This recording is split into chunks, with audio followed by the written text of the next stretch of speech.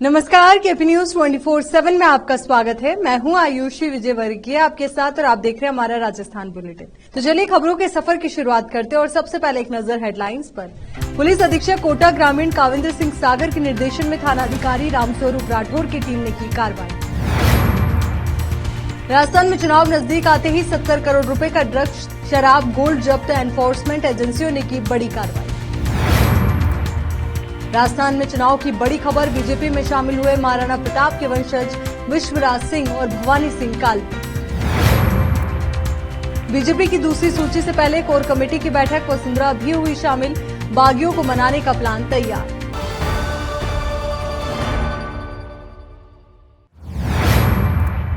अब देखते हैं समाचार विस्तार से। कोटा जिले की थाना बूढ़ादीत पुलिस ने कार्यवाही करते हुए 23 पेटी देशी शराब, कुल 1104 पव्वे और 5 पेटी अंग्रेजी बियर सहित एक महिंद्रा थार कार को जब्त करने में सफलता प्राप्त की है। पुलिस अधीक्षक कोटा ग्रामीण काविंद्र सिंह सागर के निर्देशन में थानाधिकारी रामस्वरूप राठौर की टीम ने ये कार्रवाई की। आगामी विधानसभा चुनाव को दृष्टिगत रखते हुए संपूर्ण जिले में अवैध शराब के विरुद्ध कार्रवाई की जा रही है। थानाधिकारी राठौर ने बताया कि उम्मेदपुरा नहर नोनेरा डैम चौराहे के मध्य नाकाबंदी के दौरान एक महिंद्रा थार जीप आती हुई नजर आई, जिसका ड्राइवर जीप को नाकाबंदी स्थल से पहले ही रोककर जीप से भाग गया तथा जीप की तलाशी लेने पर जीप में अंग्रेजी व देशी शराब की कुल 28 पेटियां मिली, जिनमें 23 पेटी देशी शराब, कुल 1104 पव्वे और 5 पेटी अंग्रेजी बियर मिली, जिन्हें और Mahindra Thar jeep number RJ20 UA 7218 को जब्त किया गया है। उक्त जीप के बारे में अनुसंधान किया तो उक्त जीप सोनू कुमार मीणा पुत्र परमानंद मीणा निवासी बिस्लाई थाना बूढ़ादीत जिला कोटा की होना पाया गया। इटावा से केपी न्यूज के संवाददाता जितेंद्र कुमार नागर की रिपोर्ट। इटावा में कृषि उपज मंडी व्यापार संघ महामंत्री शंभुदयाल मित्तल ने कृषि उपज मंडी समिति इटावा में व्याप्त विभिन्न समस्याओं को लेकर एसडीएम नीता वसीटा को ज्ञापन सौंपा। ज्ञापन में बताया कि समय मंडी में उपज की भारी आवक हो रही है, जिसके चलते जिंसों का तोल देर रात तक होता है, परंतु मंडी परिसर में लाइट जाने के बाद किसानों के माल की तुलाई और मजदूरी द्वारा गाड़ी लोडिंग के समय बहुत बड़ी समस्या उत्पन्न होती। मंडी समिति द्वारा लाइट जाने के बाद प्रकाश की व्यवस्था हेतु एक जनरेटर लगाया हुआ है, परंतु इस जनरेटर को लगभग 6 महीने से नहीं चलाया जा रहा। मंडी सचिव को कई बार अवगत करवाने के बाद भी आज तक इस जनरेटर को चालू नहीं किया गया। सचिव द्वारा ये कहा जाता है कि जनरेटर में डीजल नहीं है, जबकि मंडी समिति द्वारा हर माह विकास एग्रो सर्विस सेंटर इटावा से जनरेटर के नाम से 200-300 लीटर डीजल जल लिया जा रहा है। ज्ञापन में मामले की उचित जांच कर उचित कार्रवाई करने की मांग की गई है। इटावा से केपी न्यूज के संवाददाता जितेंद्र कुमार नागर की रिपोर्ट। इटावा में आगामी विधानसभा चुनाव को लेकर प्रशासनिक अधिकारी मुस्तैद हैं, तो वहीं राजस्थान व मध्य प्रदेश के अधिकारियों की हुई बैठक। पीपलदा विधानसभा क्षेत्र का काफी लंबा भाग एमपी सीमा से जुड़ा हुआ है। एमपी व राजस्थान में विधानसभा चुनाव शांतिपूर्वक करवाने को लेकर अधिकारियों के बीच चर्चा हुई। पीपलदा रिटर्निंग अधिकारी नीता वसीटा सहित एमपी के कई अधिकारी मौजूद रहे। इटावा से केपी न्यूज के संवाददाता जितेंद्र कुमार नागर की रिपोर्ट। राजस्थान में विधानसभा चुनाव में अब कुछ ही समय बचा है। इसी बीच विश्वजीत सिंह मेवाड़ बीजेपी में शामिल हो गए हैं। इसके अलावा भवानी सिंह कालवी भी बीजेपी में शामिल हो गए। नेताओं के पार्टी में शामिल होने के बाद राजस्थान बीजेपी के अध्यक्ष सीपी जोशी ने कहा कि जिनकी आज पार्टी में सदस्यता हुई है वो वीर महाराणा प्रताप के वंशज विश्वराज सिंह हैं और दूसरे भवानी सिंह कालवी, जिनके पिता करणी सेना के अध्यक्ष रहे हैं। वहीं इस दौरान प्रेस कॉन्फ्रेंस में मौजूद केंद्रीय कानून मंत्री अर्जुन राम मेघवाल ने कहा कि राजस्थान में इनका बड़ा योगदान रहने वाला है। 2047 तक भारत को एक विकसित देश बनाने वाले मोदी जी के संकल्प में राजस्थान का बहुत बड़ा योगदान रहने वाला है। राजस्थान को भी विकसित राजस्थान इन दोनों के बीजेपी में आने के बाद और होगा। वहीं बीजेपी में शामिल होने के बाद भवानी सिंह कालवी ने भी अपनी प्रतिक्रिया दी। भवानी सिंह कालवी ने कहा कि बीजेपी जो भी एक टीम के नाते मुझे बताएगी और एक टीम प्लेयर की तरह मिलकर काम करेंगे और गेम जीतने की कोशिश करेंगे। भवानी सिंह कालवी ने कहा कि इसके साथ ही विश्वराज सिंह ने कहा कि मेरे पूर्वजों ने हमेशा सर्व समाज की भलाई के लिए सोचा है और इसी सोच के साथ आज मैं बीजेपी से जुड़ा हूं। बता दें कि राजस्थान समेत जिन और दूसरे राज्यों में चुनाव होना है वहां चुनावी तारीखों का ऐलान हो चुका है। साथ ही आदर्श आचार संहिता भी लगा दी गई है। राजस्थान में 25 नवंबर को वोट डाले जाएंगे। इसके बाद नतीजों का ऐलान 3 दिसंबर को किया जाएगा। राजस्थान में विधानसभा की 200 सीटें हैं। परबतसर में नागौर सांसद हनुमान बेनीवाल की सत्ता संकल्प यात्रा में सोमवार को देर रात परबतसर पहुंचने पर जगह जगह जेसीबी की सहायता से पुष्प वर्षा कर स्वागत किया गया। हनुमान बेनीवाल ने अंबेडकर सर्किल पर जनसभा को संबोधित किया। नागौर सांसद हनुमान बेनीवाल ने कहा कि बीजेपी और कांग्रेस पर निशाना साधते हुए कि दोनों एक हैं। इस दौरान प्रदेश कार्यकारिणी सदस्य प्रेमाराम खोखर ने नागौर सांसद हनुमान बेनीवाल का माला और साफा पहनाकर स्वागत किया। सांसद ने कहा कि आरएलपी किसानों के लिए लड़ाई लड़ रही है, हम दल बदलू पार्टी नहीं है। वहीं ज्योति मिर्धा के बारे में बोला कि ज्योति ने ईडी आते ही भाजपा ज्वाइन कर ली। मैंने हमेशा ईमानदारी से काम किया है, मेरे तो आज तक ईडी नहीं आई। वहीं मुख्यमंत्री अशोक गहलोत पर निशाना साधते हुए कहा कि अशोक गहलोत तो चाहते हैं मैं उनकी पार्टी से गठबंधन कर लूं। मुझे खुश करने के लिए इतने काम मेरे क्षेत्र के लिए किए, लेकिन हनुमान बेनीवाल किसी से गठबंधन नहीं करेगा। मिर्धा परिवार पर भी निशाना साधते हुए कहा कि 2018 में डेगाना के एक पिता पुत्र आए और बोले कि आरएलपी से चुनाव मत लड़ो, हमें जीतना है। 2023 में जो भी पार्टी सत्ता में आएगी उसको हनुमान बेनीवाल से गठबंधन करना होगा। हमने युवाओं और नौजवानों के लिए रोजगार के अवसर देंगे। मैं तो हमेशा नौजवानों को कहता हूं, नशे से दूर रहें। सरकार को ऐसे किसी को टिकट भी नहीं देना चाहिए जो नशे प्रवृत्ति का आगामी हो। विधानसभा चुनाव में आरएलपी पार्टी मजबूती से लड़ेगी और भाजपा और कांग्रेस दोनों की विदाई तय है। इस दौरान बड़ी संख्या में लोगों ने नए आरएलपी सदस्यता ग्रहण की। यहाँ रुक रहे एक छोटे से ब्रेक के लिए, जल्द हाजिर होंगे।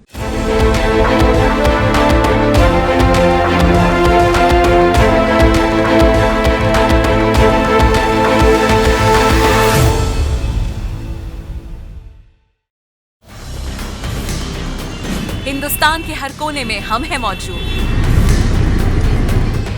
24 घंटे हालात पर गहरी नजर, खबरों से जुड़े चुपते सवालात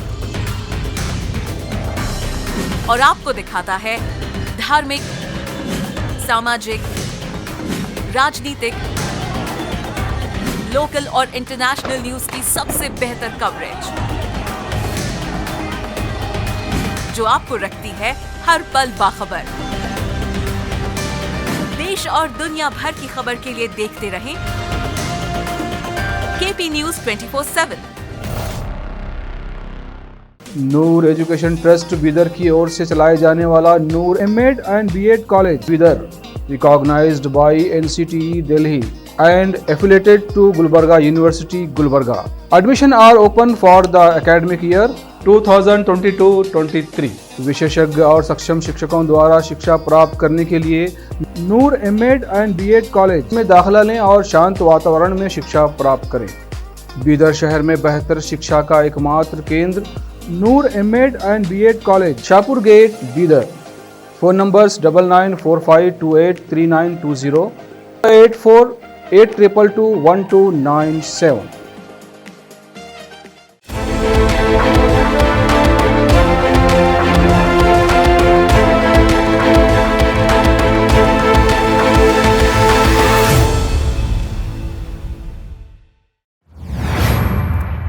ब्रेक के बाद एक बार फिर से आपका स्वागत है। बीजेपी प्रदेश मुख्यालय में बीजेपी कोर ग्रुप की बैठक हुई। बीजेपी प्रदेश अध्यक्ष सीपी जोशी की अध्यक्षता में हुई इस बैठक में पूर्व मुख्यमंत्री वसुंधरा राजे, प्रदेश प्रभारी अरुण सिंह, प्रदेश चुनाव से प्रभारी कुलदीप बिश्नोई, नेता प्रतिपक्ष राजेंद्र राठौड़, उपनेता प्रतिपक्ष सतीश पूनिया, केंद्रीय मंत्री गजेंद्र सिंह शेखावत, अर्जुन राम मेघवाल और कैलाश चौधरी सहित अन्य नेता मौजूद रहे। कोर ग्रुप की बैठक में सबसे पहले पूर्व मुख्यमंत्री वसुंधरा राजे निकली और इसके बाद नेता प्रतिपक्ष राजेंद्र राठौड़ बाहर आए। नेता प्रतिपक्ष ने कहा कि कोर कमेटी की बैठक में कई विषयों पर विचार मंथन किया गया। राजस्थान में चुनावी घोषणा के बाद भी लगातार महिला अपराध हो रहे हैं, सरकार इन पर कंट्रोल नहीं कर पा रही है। इसको लेकर व्यापक चिंता की गई तथा इस मामले को जनता के बीच ले जाने का भी निर्णय लिया गया। हनुमानगढ़ जिले की टाउन थाना पुलिस ने 29 लाख रुपए के नकली नोटों के साथ एक आरोपी को गिरफ्तार किया है। नकली नोटों के साथ पकड़ा गया सूखा सिंह एक जाली करेंसी चलाने वाली गैंग का सदस्य है।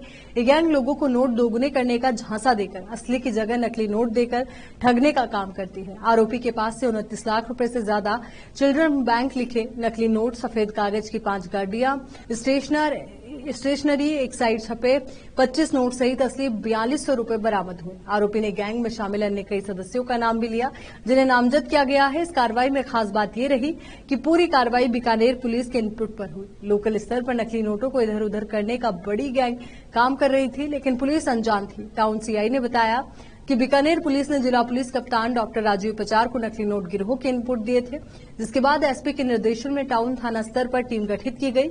इनपुट के आधार पर एक मकान की घेराबंदी कर गैंग के एक सदस्य को पकड़ा गया, जिससे अपने कई साथियों के नाम भी पुलिस को बताया है।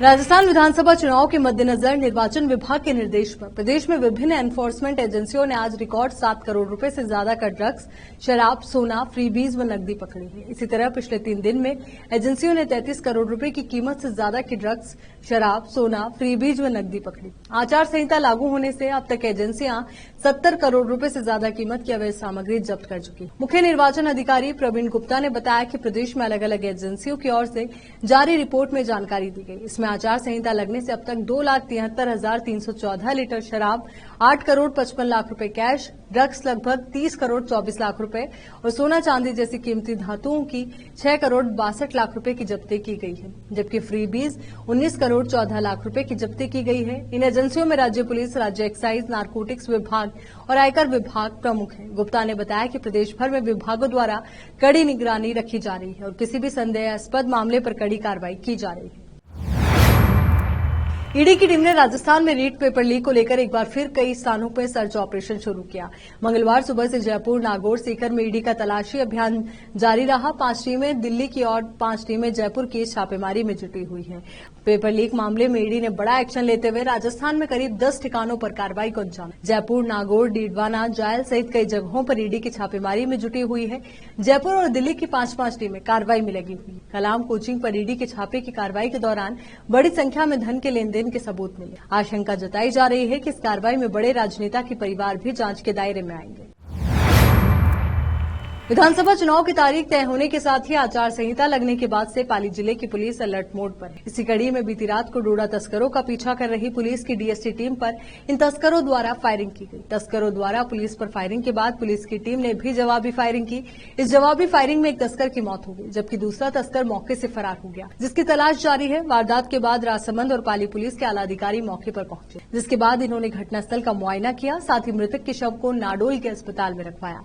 सूत्रों के मुताबिक पुलिस जिस वाहन का पीछा कर रही थी, उस वाहन में डोडा पोस्ट की तस्करी की जा रही थी, जिसके बाद राजसमंद जिले की डीएसटी टीम ने सोमवार देर रात इन डोडा पोस्ट तस्करों का पीछा किया और पीछा करते हुए खिवाड़ा थाना क्षेत्र में स्थित खीमज माता मंदिर तक पहुंच गई, जहां पुलिस और आरोपियों के बीच में फायरिंग शुरू हो गई। आपको बता दें कि तस्करों ने पीछा कर रही पुलिस की डीएसटी टीम पर फायरिंग की। इस फायरिंग के प्रत्युत्तर में राजसमंद की डीएसटी टीम ने भी जवाबी फायरिंग की।